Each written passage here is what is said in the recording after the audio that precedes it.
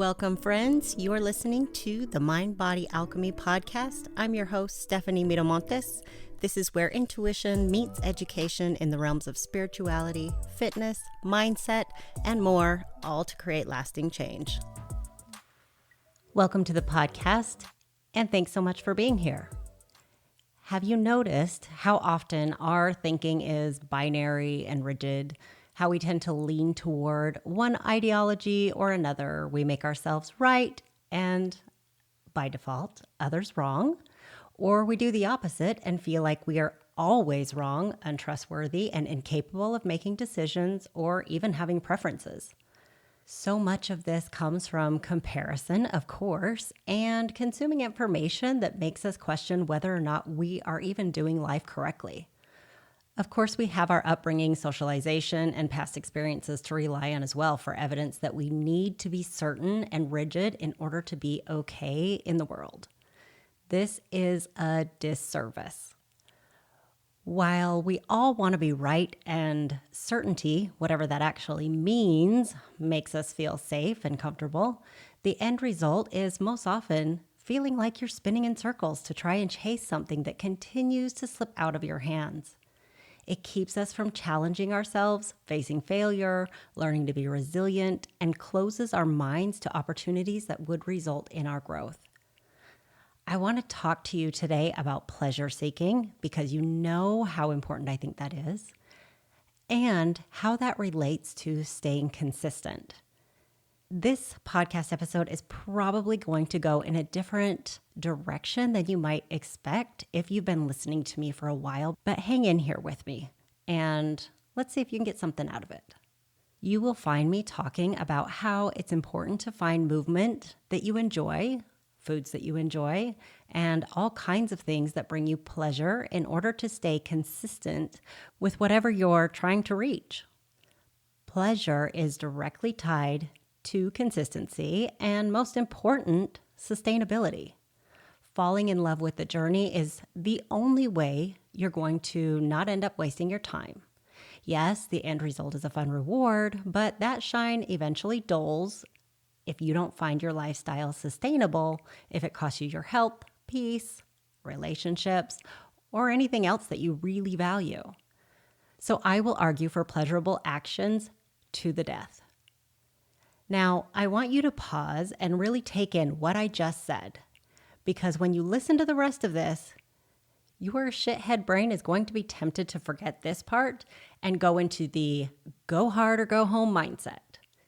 Seriously, take a pause and commit to listening to the rest of this episode through the lens of choosing things that bring you pleasure. Okay?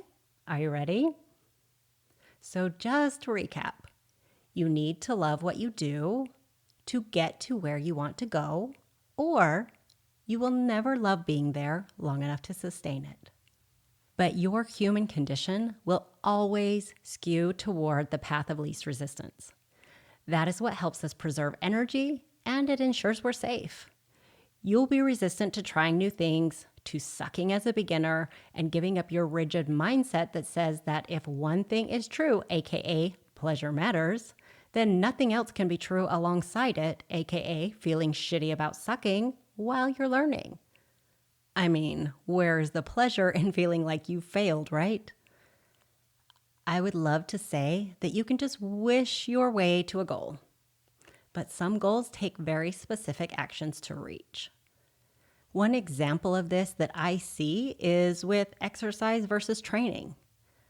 I often hear about how a client wants to be stronger, they want to have all the health benefits of training, they want to have better conditioning, they want to feel fit, whatever that actually means. Then they rattle off a list of exercises that they don't like to do and don't want to do. They tell me that they've skipped their weight training, but they did go gardening and walking. Now I know what you're thinking.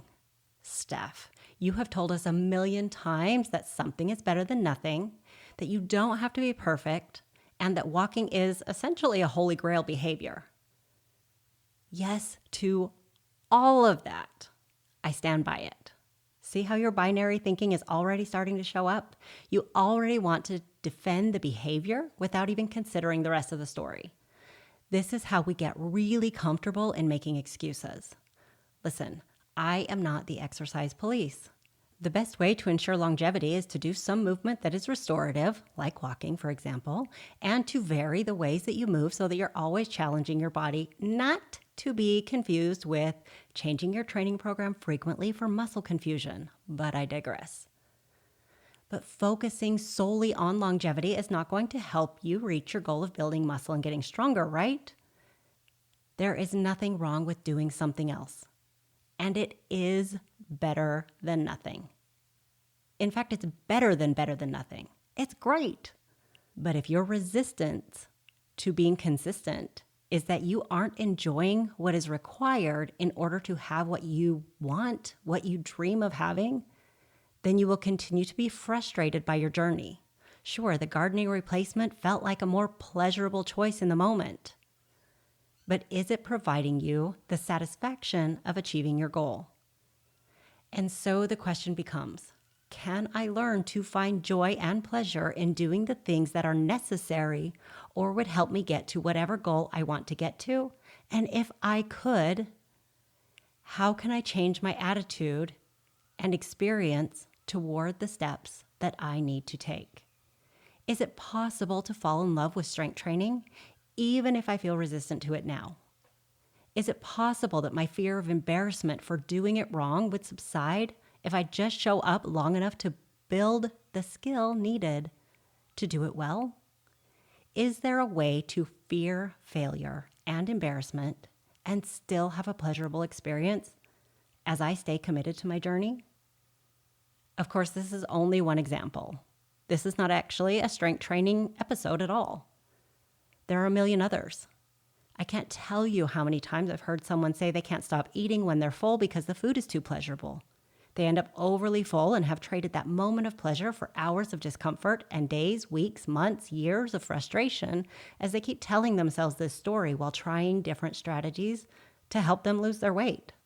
I've heard story after story of how a person is experiencing resistance toward vegetables because a diet forced a boatload of boiled cabbage into their daily lives. They experience fear that if they start eating apples again, they can never have another piece of bread. But if you dip a strawberry in chocolate, is it no longer really a strawberry? Of course it is. But because you're used to thinking in terms of all or nothing, it may not even cross your mind to throw some cheese on your broccoli or dress your salad in 1,000 different delicious toppings or even use dressing. Your brain is sending out warning signals that these foods are only for dieters, and you promised with your whole soul that you weren't going back there. That kind of thinking leaves you stepping on your own foot. When we think in binary terms of, I like this, therefore I don't like that. I don't like that, and therefore I must like this other thing, it leaves very little room for nuance or curiosity. And I would argue that almost no one is going to like the first time that they try something new that intimidates them or feels physically or mentally challenging. I would argue that oftentimes fitting in an exercise session in the early morning or on your lunch break or after a hard day is going to sound like pleasure level fuck right off to even the most committed trainee.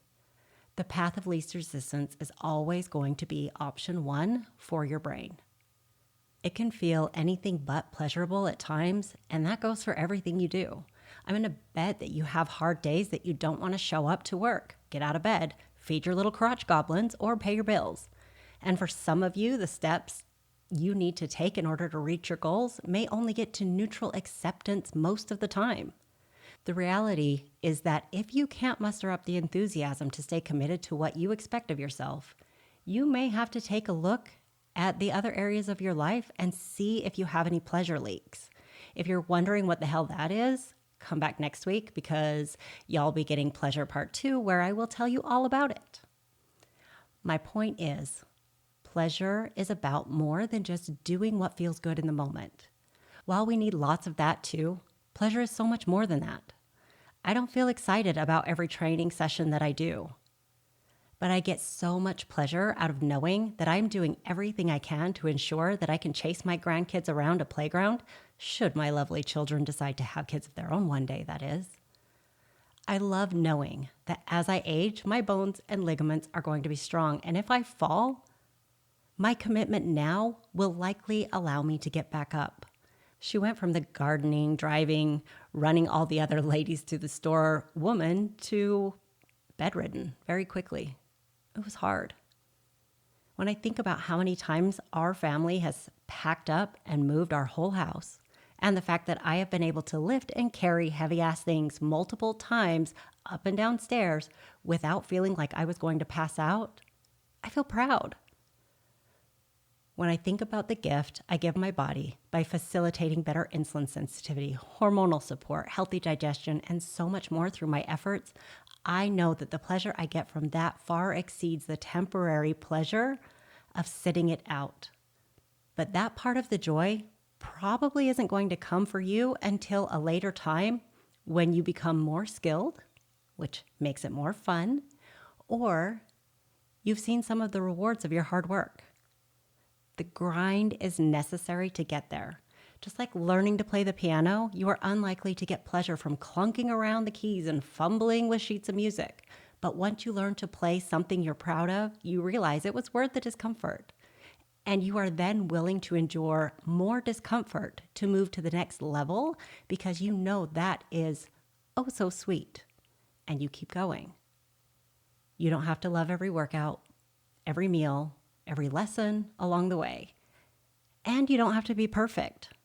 The irony of this is that if this is the kind of thing that sparks your enthusiasm, you will likely be tempted to view it through that all or nothing lens, as I mentioned earlier. Feeling a little go hard or go home right now? Well, stop. Breathe. That is the cycle that keeps screwing you. I am not asking you to ignore your body and do the thing no matter what. I am asking you to start recognizing when you're making excuses and when you're taking a break or changing things up because it's a decision that will add more to your life, like skipping a workout on vacation, saying yes to hiking with friends, and resting when your body has been through it. All or nothing will always be a disservice. Learning to let pleasure be a bigger player in your journey than that one moment of indecision, that's a superpower. That's all I have for you today. Thanks so much for listening. If you love this episode, do the cool thing and support the show by leaving a rating and review. It helps me so much more than you know. Screenshot the episode and share it on social media. Don't forget to tag me. And of course, let me know if all or nothing thinking has been ruling your life and how you are committed to start thinking differently. All of my information is in the show notes. If you have any questions or thoughts on this episode, ideas for future episodes, or if you want to learn about how we can work together one-on-one, drop into my inbox. It's always open for you. Bye.